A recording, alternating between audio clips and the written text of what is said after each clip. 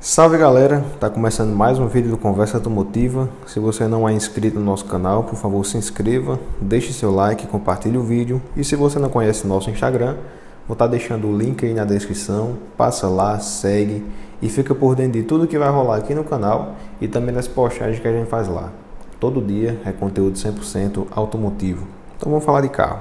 Pois bem pessoal, hoje a gente vai trocar uma ideia sobre um tema bem interessante. Eu até falei dele lá no Instagram há pouco tempo atrás, que é qual o melhor tipo de primeiro carro que a gente deve comprar.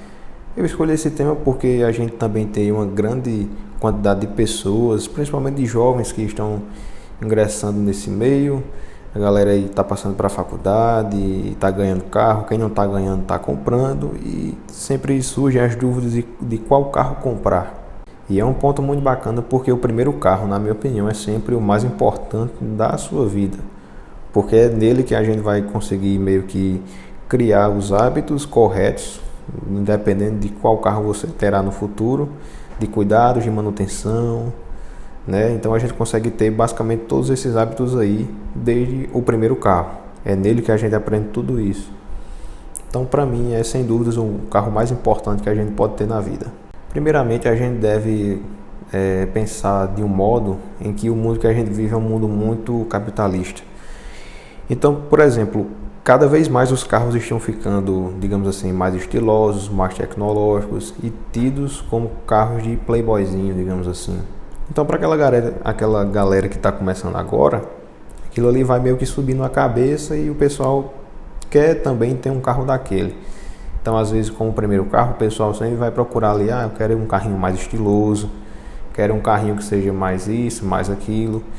Então, por exemplo, a gente deve prestar muita atenção, principalmente nesses modelos, porque é aí que digamos, o barato pode sair caro, porque geralmente a gente consegue comprar carros bem, digamos assim, bem equipados e bem chamativos com um preço de carro popularzinho.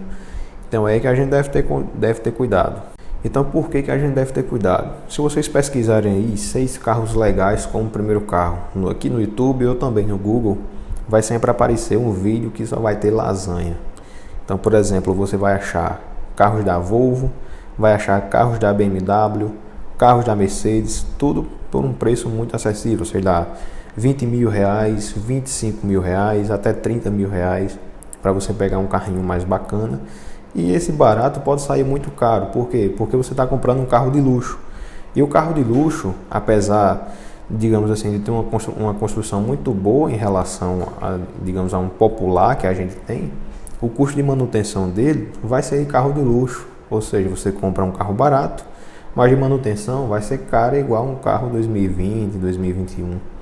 Então, para uma pessoa que está começando agora nesse mundo dos carros, que digamos assim, arranjou um empreguinho, que vai comprar o primeiro carro e tal, ou então que é estudante, que estudantes geralmente tem a grana mais curta, aí o cara vai e compra um carro desse, é uma dor de cabeça tremenda, porque o carro vai ter grandes chances de quebrar e a manutenção vai ser extremamente cara. Então é justamente nisso que a gente deve ter cuidado. Eu sei que muita gente daqui tem poder aquisitivo para comprar um carro 0 km. Sei também que tem muita gente que tem condições para comprar um carro de luxo como o primeiro carro. Mas a gente deve prestar atenção na grande massa. Porque não adianta eu chegar aqui e ficar falando para vocês aqui carros muito bacanas para poder comprar, sendo que o pessoal, na maioria das vezes, a grande quantidade de pessoas não tem, digamos, o dinheiro para poder comprar aquele carro. Vai ser uma minoria. Então a gente deve também pensar, digamos, na grande massa e depois fazer um vídeo explicando aí para o pessoal que tem um poder aquisitivo uns carros mais bacanas. Isso é uma coisa que eu até tiro por mim. Por exemplo, eu acho esses carros muito bacanas, principalmente esses carros da Mercedes, esses carros mais antigos, eu acho muito interessante. Porém, eu não compro porque o custo de manutenção é muito elevado, então não dava para mim. Se vocês não sabem, eu ainda estou na fase de estudante. Então, o carro para mim tem que ser um carro que me dê menos manutenção possível e também seja uma manutenção relativamente barata. Então, a gente deve pensar sempre desse modo. É interessante a gente ter esse pensamento para o primeiro carro. E quais são os melhores primeiros carros que a gente deve ter? Bom, aqui no Brasil a gente tem basicamente uma tríplice coroa desses carros, que é o Fiat Uno, Volkswagen Gol e o Chevrolet Celta. Isso aí são os 3 mais comprados como primeiro carro. E por quê? Porque são carros que têm manutenção relativamente muito barata. Relativamente não, extremamente barata. Principalmente se você passa para comprar um carro da Fiat. A manutenção de um Fiat Uno quadrado, que é geralmente o carro que eu recomendo para todo mundo que quer gastar pouco, é semelhante até a manutenção de uma moto. As peças são extremamente baratas, você consegue peças de manutenção extremamente baratas, peças de reposição também. No caso que o carro quebra um farol, uma lanterna, você consegue comprar uma peça de boa qualidade gastando relativamente pouco. Geralmente você encontra peças aí tipo farol, como eu já falei, por uns R$80. Isso aí você não acha em nenhum outro carro aqui do Brasil. E o Gol e o Celto também vão na mesma pegada. São carros que são muito baratos de comprar, de manter, tanto de manutenção quanto de consumo. As peças são fáceis de achar, você não tem dor de cabeça, qualquer mecânico sabe mexer, manutenção simples. Então isso aí é o sonho de todo estudante, galera. Todo mundo vai poder ter um carrinho bacana, econômico, gastando muito pouco, tá entendendo?